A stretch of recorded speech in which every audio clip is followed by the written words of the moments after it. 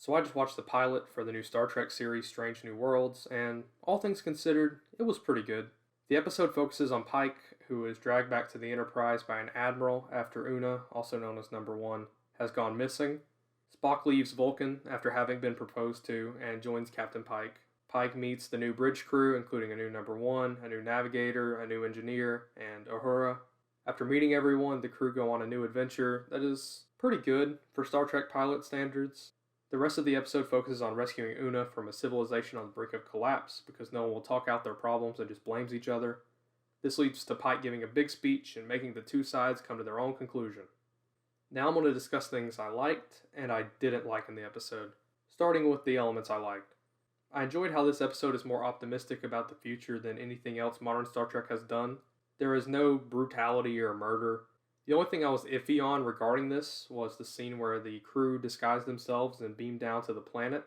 To get disguises, they knock out two guards, and I'm fine with this. They did this kind of stuff in the original series and whatnot. But when they rescue Una, Spock's disguise starts to wear off and they have a big fight. I don't know why the script needed this, except to build tension, which can be done in many different ways besides a group of people punching each other.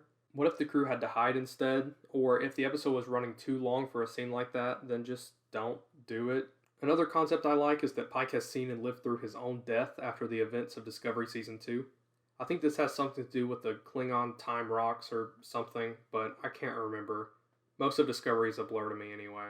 Pike has seen the accident that leads him to becoming the disabled Pike we see in the original series episode, The Menagerie. I like how this is set up and paid off in one episode. The main theme of this story is about people trying to cheat death and thinking they can always escape. This is brought up in Number One's backstory and Pike's trauma.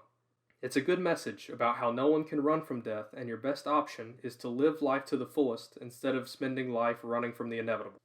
But the thing I love most about this episode is that it's slightly hopeful. After 6 years of misery, seeing this is like seeing a light at the end of the tunnel. Now that light could be Alex Kurtzman driving a train towards me, but at least I have some semblance of hope for now. Overall, I would recommend this opening episode as it's on YouTube, but I would wait for a few more episodes to come out to see if the show loses its momentum or gets better, until you subscribe to Paramount Plus for this.